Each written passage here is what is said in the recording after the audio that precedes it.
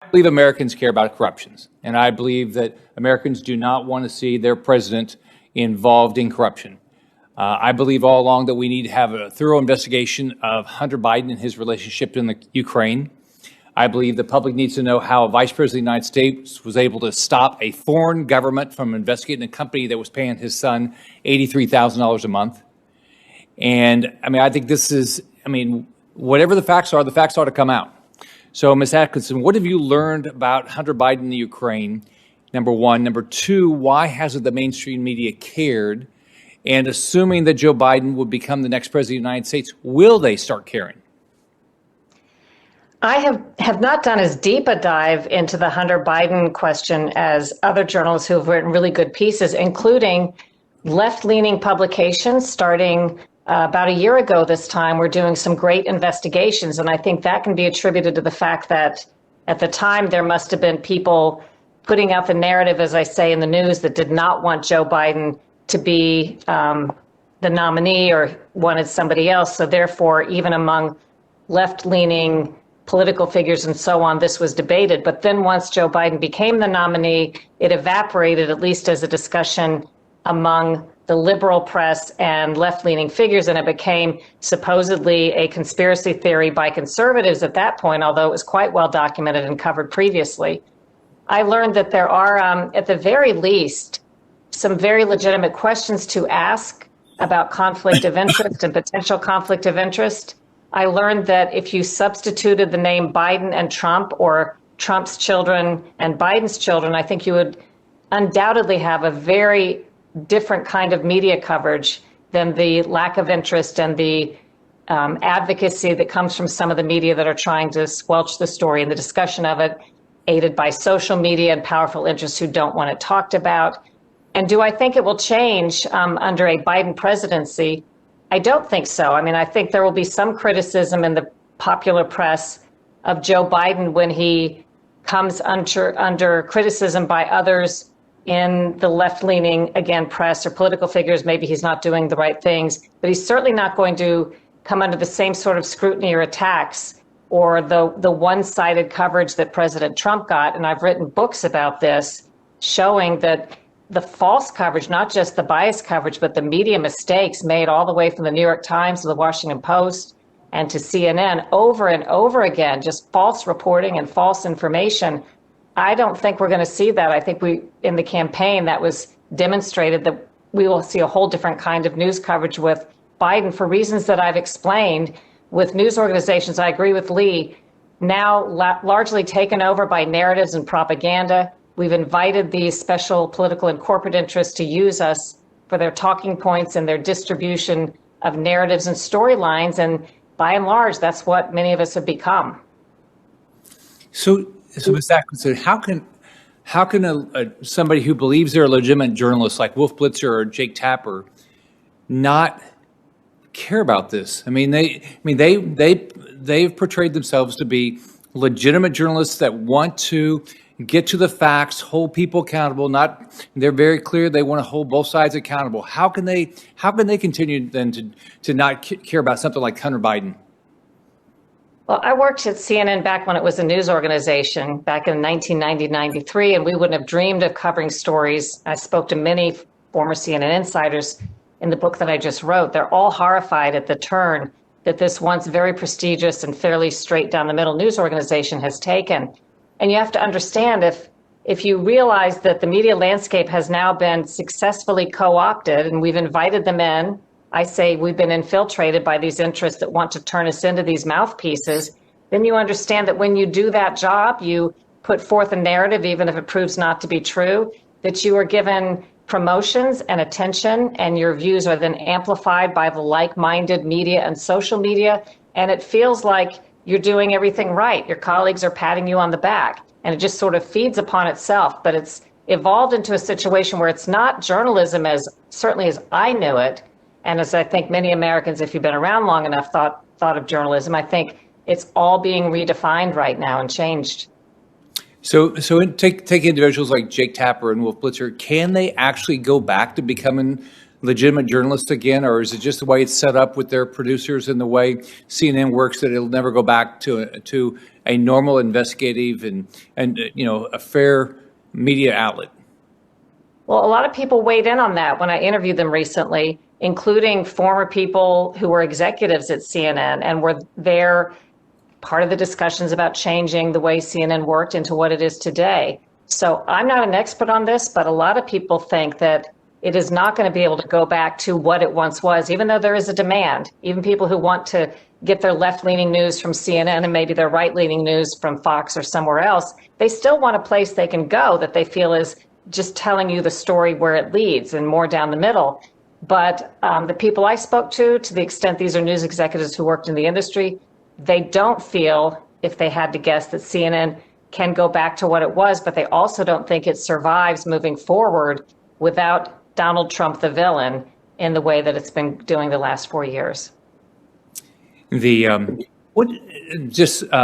quickly, we've had these hearings recently about Twitter and Facebook and places like that where they censor conservatives. So and then they allow Ayatollah or Maduro, people like that, do whatever they want. What do you think? What do y'all think the impact that has on our democracy when a conservative can't have anything, say much on Twitter or Facebook, but Maduro in Venezuela, who's committing genocide against his own citizens, or the Ayatollah, or the Communist Party of China can do whatever they want? What do y'all think the impact of that is on our democracy and the ability of us actually to do our jobs? You'd like me to answer? Sure. It's laughable, of course. I mean, they have, Ayatollah Khamenei who tweets all the time, and he gets away with death to Israel, death to the United States. And the president of the United States, if you look at his Twitter feed now, it's 3/4 is censored. What's not censored is that it's marked with advisories. It's preposterous. People see this. I mean, this is the thing. This is getting through to people outside of Washington, outside of New York, outside of Los Angeles. People see it's a farce. They understand that not just the media. They understand social media. They understand that the game is tilted against them, and people are getting angrier and angrier. Do I care myself personally? I think it's obscene that they let Khamenei and they let the Iranian lunatics, the Islamic Republic, post whatever they want, and American conservatives are thrown off there for something ridiculous. It's laughable, right? But the serious thing is happening in the real world, off of Twitter. Americans are seeing what's happening, which is it's a blessing. That's a great thing. May I say one thing? Sure. I feel like I've looked at this issue quite a bit, and there's danger in the notion that sometimes we say, those of us who don't like the censorship that social media is the heavy hand that they're now using, we say, why aren't you censoring this because you're censoring that? And I personally think as a journalist, the tack ought to be, don't censor anything except that which is illegal. In other words, don't invite them, don't accept that they have that role. They never had that role before 2016 when they were lobbied by political and corporate interests to do what I call our fake fact checks and to curate our information. They created a market or demand to let us invite that in because we weren't asking for it. And now that it's here, I think we have to be careful not to say, well, gee, if you just censor everybody equally, we'll be happy. I think the whole trend is bad for everybody and that the goal ought to be hands off of our information. Yeah, I agree. That makes sense. By the way, I do too. And so if we modify Section 230 from my standpoint, you retain the liability protection for content that's uploaded, and you limit the liability on their ability to censor, on the moderation.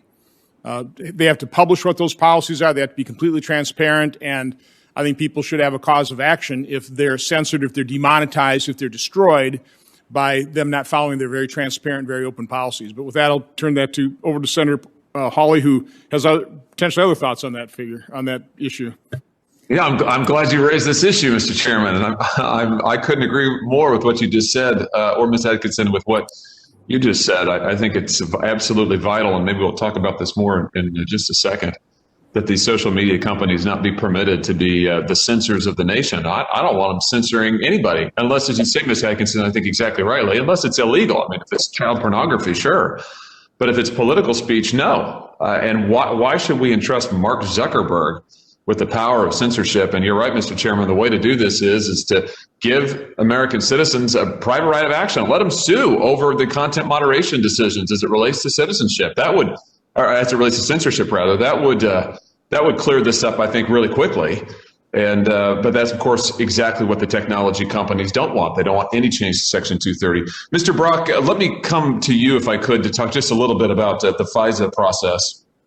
This process requires, as I understand it, either the director or the deputy director to certify every FISA application. Now, the Judiciary Committee, on which I also sit, has had Director Comey, former Director Comey, former Deputy Director McCabe up before the committee, and they have testified, in effect, that actually this certification process is just a formality. You know, I mean, they didn't, neither of them, they represented, they didn't really read the applications. They didn't really take it that seriously. Oh, it's just a signature on a page. Is that your understanding of what the certification process amounts to and why it's in the statute? And not for this type of case, Senator. It would be startling to me that an FBI director and deputy director would treat a FISA application against a presidential campaign in a nonchalant way. I would assume that they, or at least their chief of staff, the chief counsel, would read it word by word and inform them to the deepest degree possible as to the nature and applicability of the FISA. If it was a normal FISA on a suspected intelligence officer of the FSB, that's one thing, fairly routine, fairly pro forma. But that's not what we're talking about here. So that it stretches credulity that they would wave it off as well. We just signed off on it as kind of in a rubber stamp manner. That just is hard to fathom. You know, as a former leader at the Bureau, Mr. Brock, just tell me what you think about what the FISA court said when they rebuked the FBI directly and said that because of the misinformation and in one case at least outright falsehood that the Bureau submitted to that court, to the FISA court, as part of the FISA application process, because of those falsehoods and misinformation, the court can't trust the FBI submissions in other cases that have nothing to do with Crossfire Hurricane. I mean, have you ever heard of something like this happening? I mean, what does this say about the credibility of the FBI and what they have done in the Crossfire Hurricane case? This is part of the wake of damage that's been left by these executives, because you're exactly right, Senator. It calls into question every other FBI FISA application for vitally important cases, counterterrorism cases, life and death type of investigations. So it's tremendous damage. I don't think the court was strong enough, frankly, in its condemnation of this activity. The director's own words, Director Comey's own words, that the dossier was salacious and unverified. And then 2 times after uttering those words, he signed off on a FISA application that was, by the FBI's own admission, by their own admission, dependent on that dossier for the probable cause. So it's difficult to square what their thinking was and why they went forward like this, other than there was an ulterior motive there somewhere. Well, let me ask you about your testimony, your written testimony, in which you said that you're firmly of the view that there was insufficient evidence to justify opening the Crossfire Hurricane investigation. Tell us a little bit more about that. Yes, thank you. And I want to be clear here because obviously I'm taking a different position than what the Inspector General wrote in his report. But if you read that carefully, he interviewed Crossfire Hurricane team members, and all of them spoke about the necessity of investigating Russian interference with the election. Nobody disputes that. That is clearly an FBI responsibility. Russia always tries to interfere with elections and other parts of our government activities. Nobody is disputing that. Crossfire Hurricane was a case that was opened against U.S. citizens in members of a presidential campaign. Unprecedented. Never been done before. You would think it would be handled with care, marked all over that decision-making process, but it doesn't appear that way. So they literally took fourth-hand information. The FBI received information from a friendly foreign government, which we now know to be Australia, who in turn had a conversation with George Papadopoulos, who in turn received information now known through Joseph Mifsud that the Russians had suggested they had information damaging to the Clinton campaign. I'm not sure how you rally all of that together to make sufficient predication for opening even a preliminary investigation, a limited investigation. They went ahead and opened a full investigation, which gave them the ability to use all of the FBI's investigative powers against U.S. citizens. And as I pointed out earlier, not only were they relying on fourth-hand hearsay, embedded in those statements by the Australian diplomat were two exculpatory statements that should have stopped the show right then, but didn't. Right, and we now know that the source, the Steele dossier, which was the principal source for the FISA warrants, and we've heard testimony in the Judiciary Committee that the FISA warrants would not have issued had it not have been for the Steele dossier, and we now know that the principal source for that was, in fact, a Russian agent. I mean, subject to a counterintelligence investigation by the FBI at the time they saw the warrants. I mean, it's just, you can't make this stuff up. I mean, if this were a movie, you'd say, oh, it's totally implausible. In fact, it's actually happened. And that's why I continue to believe this is potentially the biggest scandal in the FBI's history. Let me ask you, though, you talked about the care with which this investigation was handled. It seems like it was handled with a lot of care by a small, tight-knit group of people at FBI headquarters, spearheaded by Peter Strzok. You've also got McCabe in there very much driving this. And that's unusual, right? It's unusual for an investigation of this nature to be launched not from a field office, but at FBI headquarters from a very small group of people. I mean, just tell us about that as someone who's been part of this process before. Why was the procedure here and the initiation, why was it unusual? Yeah, it is hard to overstate how anomalous this behavior was, that they would, first of all, open up a counterintelligence investigation into a presidential campaign without incredibly substantial justification, let alone thin. And then secondly, to embargo that investigation onto the 7th floor of the FBI and run it out of headquarters. The reason why the FBI runs its investigations in field offices is not in headquarters, because headquarters is close to the political flame of Washington, D.C. They're there for a different purpose. They're not there for an investigative purpose. The field offices handle investigations. That's where the experience is. That's where the sobriety is in making a judgment about whether there's adequate predication under the Attorney General guidelines exists. No, they took this into the 7th floor, out of the director's office, and ran this rogue investigation. And I would be willing to, and this is speculation admittedly, but I would be willing to wager that many of those executives involved in that investigation had never read the Attorney General guidelines, didn't understand them. Well, thank you for your service, Mr. Brock, and thank you for your testimony here. And I'll just say, Mr. Chairman, I know my time has expired, but based on the testimony that this committee has collected and the extensive investigation that you and the committee have pursued and the testimony the Judiciary Committee has heard, I think it's pretty clear that there was an enormous amount of care taken in opening this investigation. And it was done for political purposes. I think it becomes increasingly clear for all the reasons Mr. Brock has outlined, the violation of procedural norms, the outright lying to the FISA court. This was done very deliberately. It was done by people who did not want Donald Trump to be president, who did not want the 2016 election results to stand, and they tried to weaponize the FBI to interfere in a presidential election. And sadly, they succeeded. And that is going to go down, I think, as one of the great disgraces in American history. And this committee and this Senate needs to make sure it never happens again. Thank you for your work on this, Mr. Chairman. Senator Hawley, first of all, I agree with you. And if you could stick around, I want to break protocol because I actually want to turn you into a witness. But I want to make a point based on what Mr. Brock said, because Mr. Brock, you said it's completely appropriate for the FBI to investigate Russian interference. They knew there was Russian interference going on in the fact that this Clinton campaign, the DNC paid for the Steele dossier, which they knew was Russian disinformation. And I think this shows the jaw-dropping bias and unequal treatment of justice when they continue to pursue the Trump campaign, where they had no evidence, they had exculpatory evidence, and they didn't lift a finger to investigate what was happening with the Steele dossier and the Clinton campaign. But Senator Hawley, the question I want to ask you, because I want to talk about the difficulty we have here in Congress investigating these things.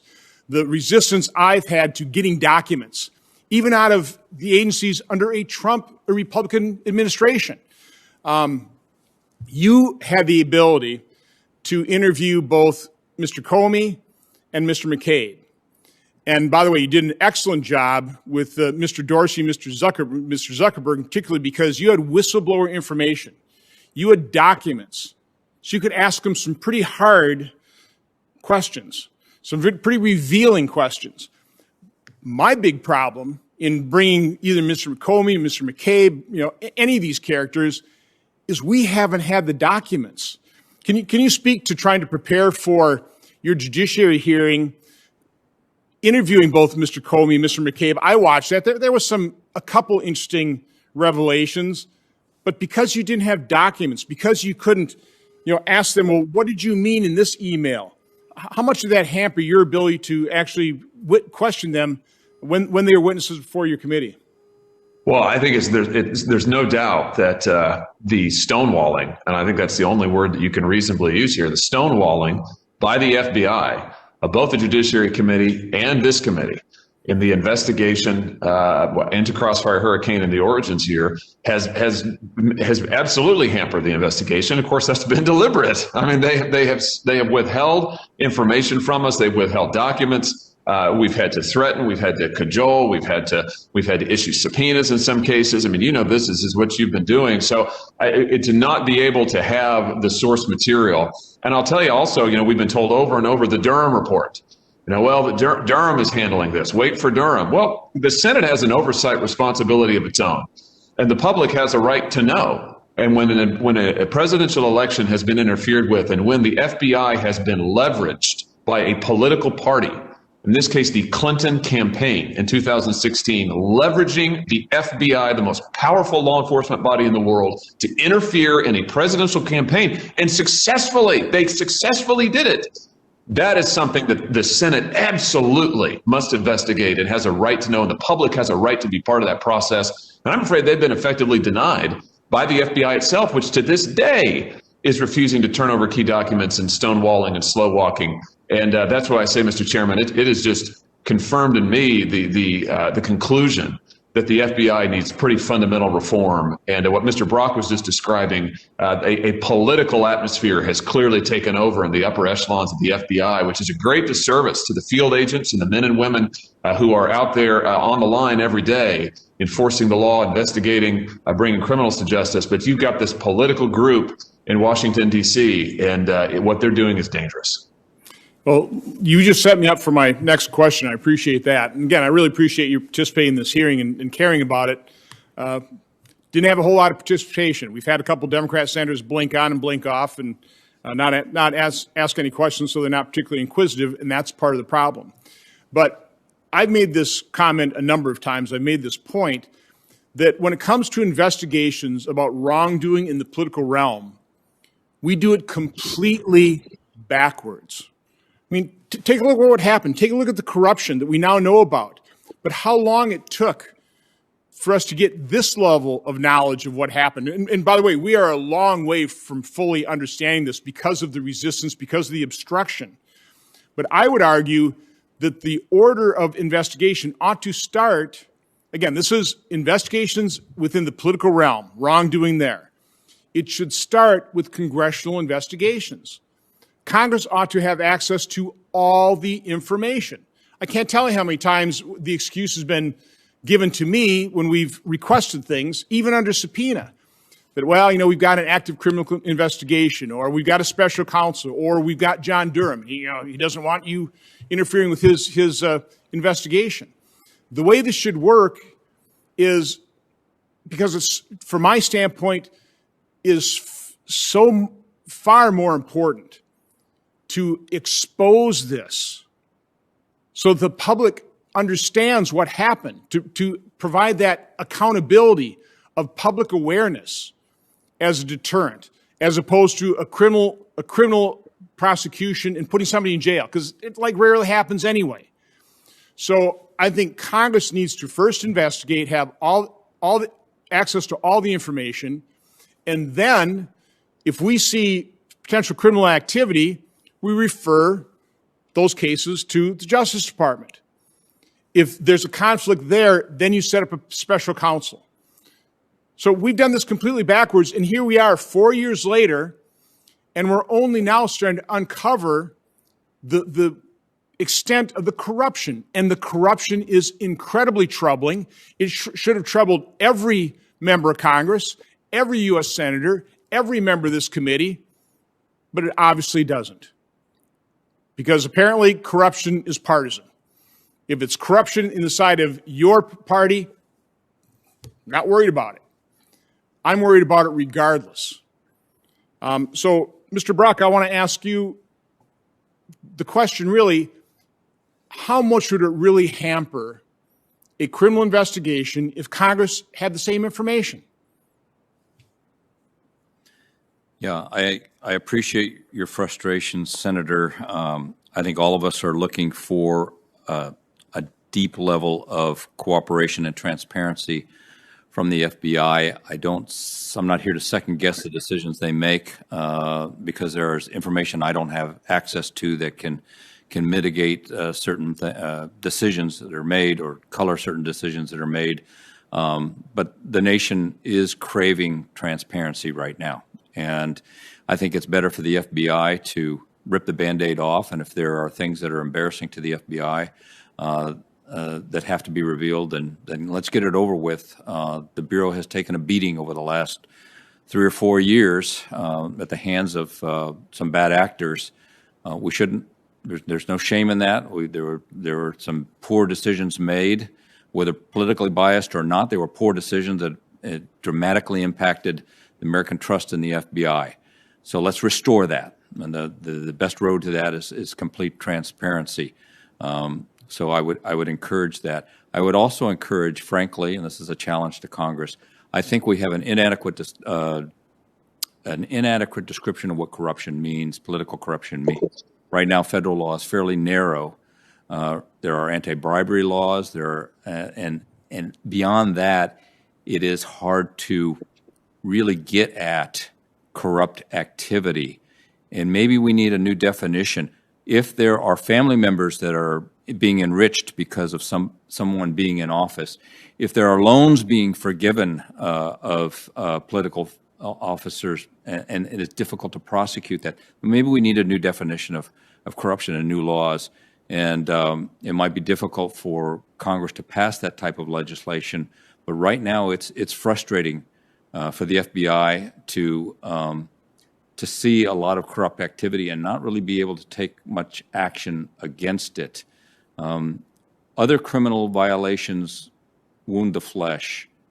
Corruption wounds the soul of this nation, and it is eating away at us right now in a very partisan way, as you point out, Senator. So I would encourage opening the aperture and looking at different activity and deciding whether or not we can tolerate that as corrupt activity in our country. So not being an attorney, one thing I was surprised to find out in these investigations, particularly as it relates to the glaring conflict of interest of Hunter Biden being on Burisma's board, is we have no laws, but we have regulations within the State Department against conflict of interest. They just don't apply to the vice president and the president. Maybe you ought to at least change those regulations, if not write a law. But I want to drill down really in terms of potential harm on a criminal investigation prosecution if Congress gets this information. Now, again, I've never investigated anything other than, in my workplace.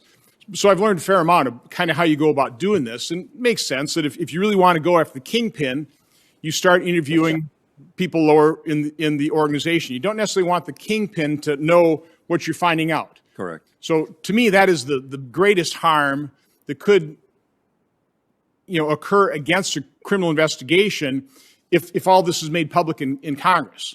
But I would argue that is well worth the harm to a potential criminal, because let's face it, information is information. Now, maybe the kingpin is going to learn a little bit more about how he ought to lie to investigators by what he's hearing.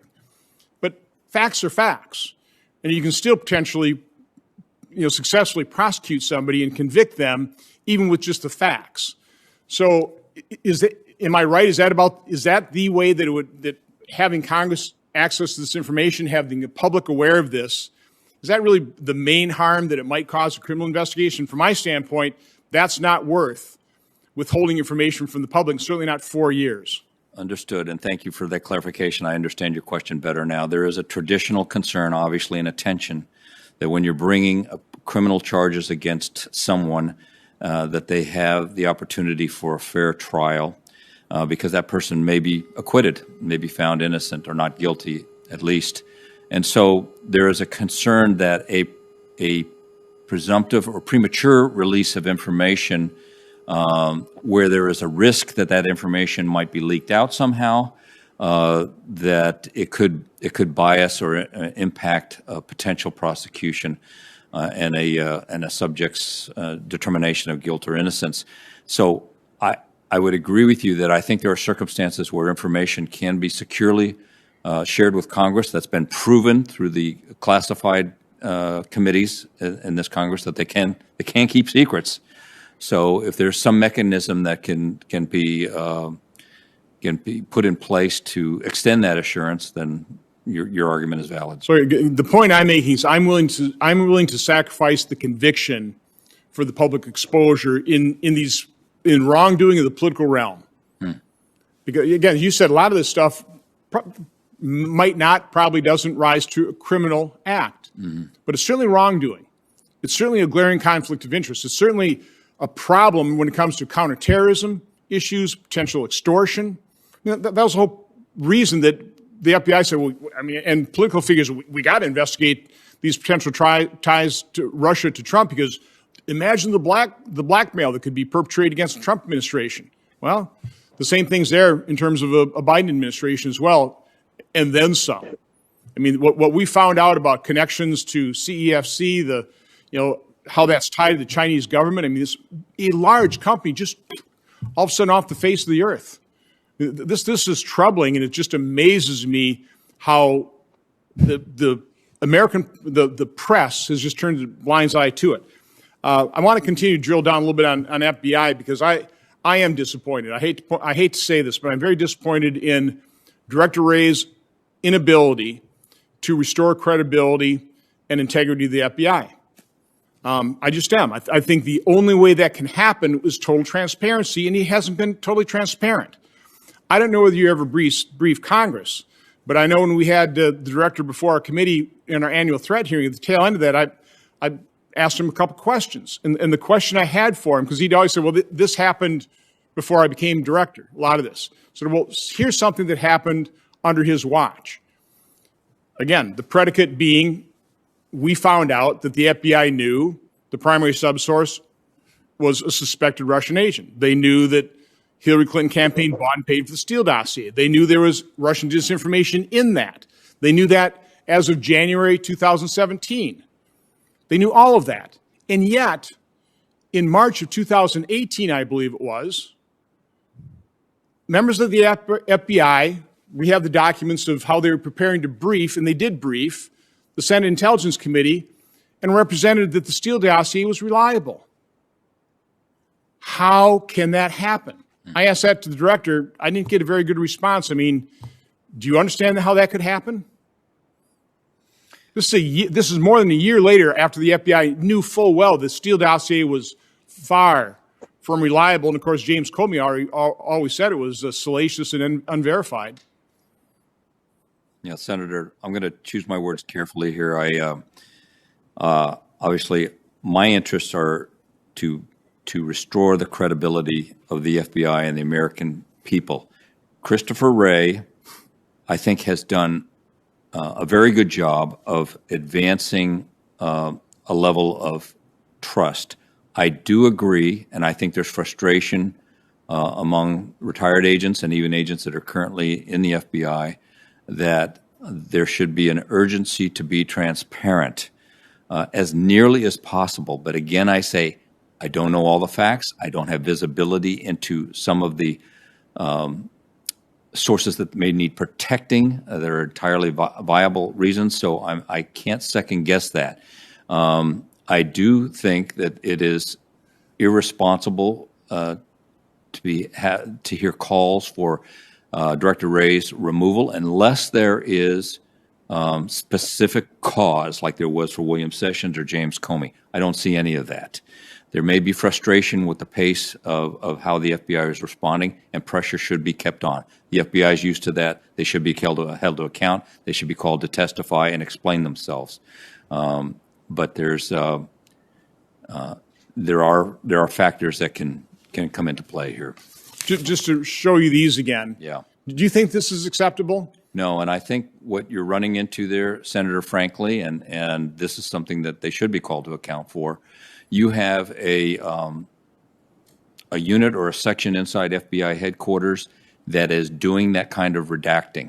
They're following protocols that are lined out for them, and these are lower-level GS employees that are making these decisions. I don't know to what extent that's reviewed by higher-ups, but when I see something like that, my first instinct is that is just somebody following the rule book and not giving a lot of thought. Yeah, well, but that's a convenient excuse for the people at the top to continue to obstruct.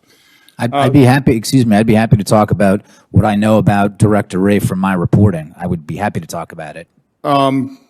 Okay, because I've got kind of one final question for the journalist, but go ahead, Mr. Smith. Yeah, I mean, the Director Wray has been withholding documents since virtually the time he started. I know from my reporting, the plot against the president, that that Director Wray and Rod Rosenstein both went in and they asked the then speaker to not give away any documents. He's doing the same thing. He did the same thing in the spring and summer regarding the Michael Flynn case.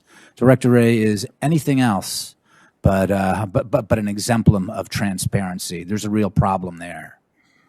Well, that I know. I guess my final set of questions here, I don't want to keep people any longer than we need to. We have heard just a drumbeat. And as I mentioned in my opening comments, I have been accused, Senator Grassley have been accused falsely, completely falsely, no proof because there is no proof, of accepting, probably soliciting, Russian disinformation, disseminating it through these investigations. I mean, again, nothing could be further from the truth. But that's the weapon they've been using time and time again. It's worked. It's worked, unfortunately, because the press carries their water and they keep the drumbeat up. In particular, they always talk about Russian interference in the 2016 election, which, by the way, I don't deny, I don't condone. I mean, I was way ahead of the curve here in my subcommittee in Center for Foreign Relations, the European subcommittee. I held hearings on Russian disinformation, Russian interference, attempted coup in Montenegro, in Europe. This is what they do. They're always going to do it. We always have to be on guard. But what I want to ask the two journalists, in putting things in perspective, I don't know how much Russia paid for Facebook ads. I don't know what impact hacking the DNC server and distributing apparently true emails, by the way, accurate emails. I don't know what impact that had, but I would say it pales.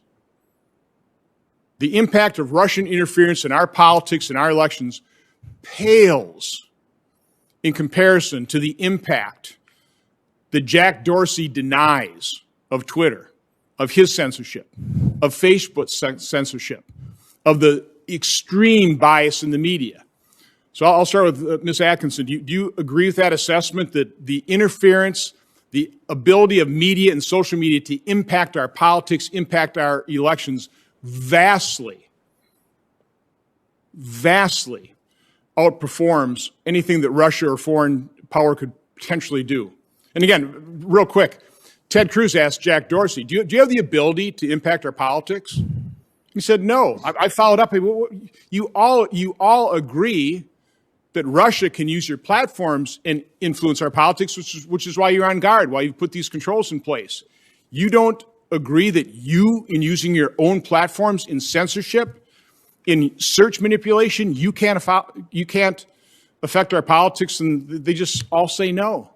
It's astounding. But Ms. Atkinson, what do you think of that? Well, only from what I've read was the final assessment on what Russia did in terms of purchasing some Facebook ads and so on. Absolutely. I mean, there's no denying that in any way. The difference is one is considered a foreign national security threat, and I assume is illegal. Not that we can really yank people out of Russia and prosecute them. But the other is, unless it's viewed through a lens that I don't understand, is a legal way of manipulating public opinion or shaping public opinion and information. And I think that's the hard part about attacking it. The interests that are responsible for convincing big tech in 2016 to start taking this role that they were not interested in prior to that. The political and corporate interests understand how powerful this is and have exploited it in a very dangerous way that tends to potentially impact pretty much everything we see and hear and read and can access. And I will end the answer to the question by saying I do think there are smart people working on solutions to this problem. There are investors and journalists and technical experts who are trying to make it where there will be platforms using perhaps blockchain technology and things I don't fully understand, whereby information can be exchanged in a way that you're not deplatformed if you share the truth or you share a peer-reviewed published study that these powerful interests don't want you to read.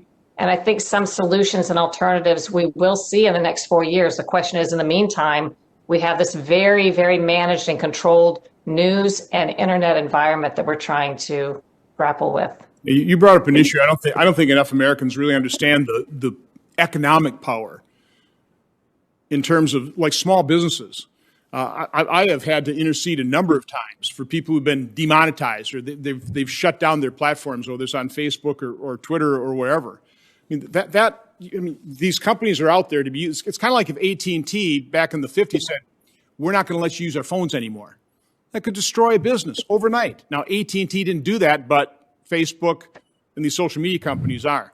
Mr. Smith, well, may I quickly address how that impacts the news industry? Because I quoted an international news executive, not by name, but who spoke to me for my last book, who gave a very chilling quote. And he said, because of the fear of being deplatformed by these social media companies and the organized interests coming after you on social media, appearing to generate an AstroTurf campaign against you, this guy said, the newsman in me wants to report the truth, but the businessman in me says, pull your punches, because what sort of Pyrrhic victory would it be to be able to publish something only to be deplatformed and have no outlet at all? So if you can imagine news organizations now withholding what they see as the truth or honest reporting for fear of the big tech companies and social media coming after them or deplatforming them, then you get a sense of how effective this is at managing the news that we see.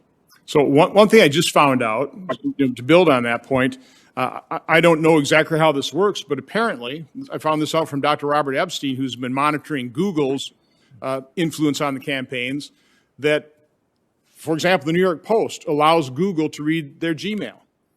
It's kind of part of the deal, so they don't get delisted, so they can be up there in the search results. But Mr. Smith, do you want to just speak to the point I made about the impact that social media and media have compared to foreign influence? Well, yes. I mean, Twitter notoriously buried the Hunter Biden story. They buried the New York Post reporting on the Biden family and their relationships with foreign officials in Ukraine and China. So the idea that this is the actual election interference. They are shaping elections. When we talk about 2016, it didn't happen on Facebook with the Russians. The shaping of the election was shaped. The issue is not Russian disinformation. The issue in 2016 was Clinton campaign disinformation. That was the fundamental thing, and that's what they were trying to do. They were trying to shape the election, and then, of course, not just the election, but the transition team and the presidency as well. I just wanted to say two other things, and that is I definitely agree with Cheryl about what's happening. If you see sometimes what appears to be random on Twitter or Facebook or other social media platforms, they will scold someone, they will suspend someone temporarily, and then bring them back. This is meant to draw invisible red lines or disappearing red lines. People don't know exactly what they're not supposed to say. They're effectively being schooled to censor themselves. So this is a very dangerous thing. So I 100% agree with that. The last thing I wanted to say, Chairman, I'm sorry that there is not more general interest. I know that many Americans are find this incredibly important. I also want to say, as a journalist, the work that you and this committee have done, everything from putting out the struck page emails to the Hunter Biden conflict of interest document, it's been extremely important. There's lots of researchers out there, lots of serious journalists who are doing real work, and we thank you for the important and vital work that this committee has done, without which there's just different things we wouldn't know. Really, the amount of research that has gone into your products, I commend you for it and thank you for it. I appreciate that. One final point, what I learned from Dr. Epstein after this election, in his monitoring, he found out that Google was only sending reminders to get out to vote to their liberal subscribers until he sent an email to the New York Post, knowing that Google would be watching that, saying that he had discovered this. Then all of a sudden they started sending that reminder out to everybody. So apparently they wouldn't get caught. The final point I'll make is, I've gone into Eastern Europe, the former Soviet Union countries, and it is true. One of the main things we emphasize there is anti-corruption. And of course, parts of the corruption is what we always talk about, the oligarch ownership of the media. And, we talk about it. How can we prevent the oligarchs from controlling the media and controlling the political message in for example, Ukraine and other countries? And it wasn't long before I kind of started realizing, maybe we're the pot calling the kettle black here. We just don't call our media moguls oligarchs. We call them billionaires. But isn't that part of the same problem, Ms. Atkinson? Isn't that true? I mean, our media giants, the people control it, these are American oligarchs. They're American billionaires and moguls, and they exert way too much power that we need to figure out how to rein in.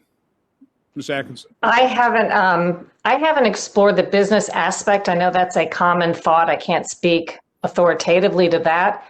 The problems I track have more to do with outside influences, both political and corporate, understanding the first 2 decades of this century, very clever ways to get their nose under the tent at news organizations and get their people hired and use nonprofits and LLCs and crisis management firms and global law firms to shape what we do effectively and shape the terms of what we talk about, the language we use, the stories we don't report.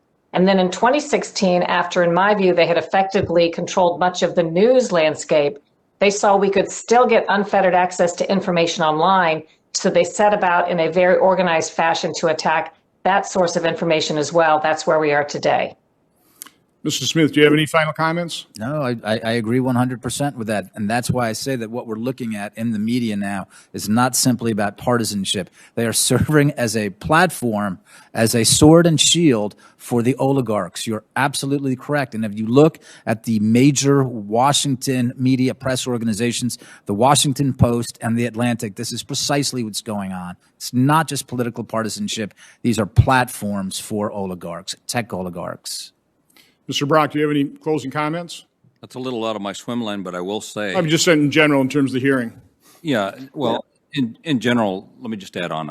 Information is commerce. I encourage Congress to look at ways to look at control of information like they looked at monopoly and trust busting in the early part of the 20th century. Advocacy journalism, which is what we're stuck with right now, is a moneymaker. And it depends on clicks. It depends on. And so you're going to have people exercising over censorship and the soft censorship that Ms. Atkinson talked about of deplatforming people and burying things so that they can't go viral. Overall, thank you for the opportunity, Senator.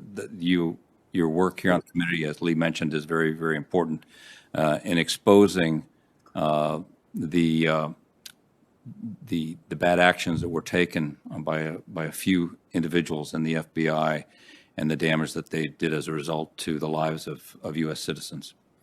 Well, again, I want to thank all the witnesses for just what you do in your careers. What you've contributed to our republic, and as Benjamin Franklin so famously said, it's a republic if we can keep it. Right. And it's a real concern when we see what's happening here. The abuse of power. I'm highly concerned. So It's disappointing we didn't have greater attendance. I want to thank all my colleagues who did attend, asked some pretty thoughtful questions. Again, I want to thank you for your thoughtful testimony. I will say what I intend to do is we've got a pretty good editor that will hopefully condense down the best parts and edit this down. Maybe we'll get more eyeballs on this hearing. I think it's extremely important that we do so. We did that with my hearing from November 19th that should have been all about the early treatment of COVID. I mean, what could make more sense? Like Tamiflu. And yet the attacks on that hearing were just jaw-dropping. I mean, to the point where the minority witness wrote an op-ed attacking eminently qualified doctors who are risking their lives treating COVID patients, and wrote an op-ed to the New York Times, which they ran, and then they headlined it, "The Snake Oil Salesman of the Senate." Not just salesman. I mean, that's me. That's that goes to the territory to be attacking me, but to be attacking the vice chair of medicine from Baylor, a senior professor of epidemiology from Yale, a doctor who's practiced for 50 years and treated over 1,000 high-risk COVID patients, attacking him that way. I hope all of you don't get attacked for participating in what I think is an incredibly important hearing. So thank you very much for your patriotism in doing so.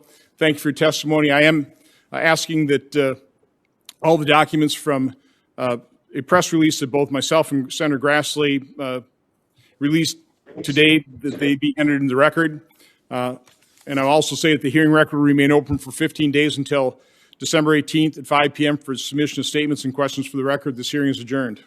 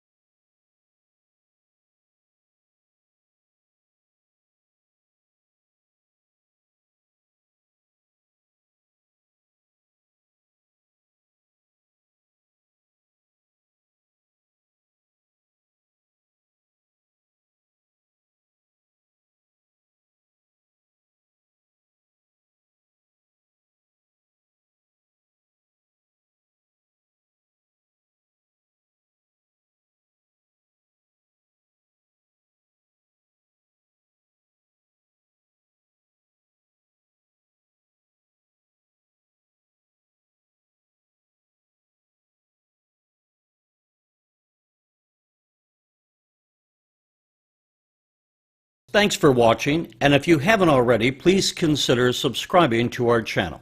And while you're at it, please leave us a comment. Thank you for watching.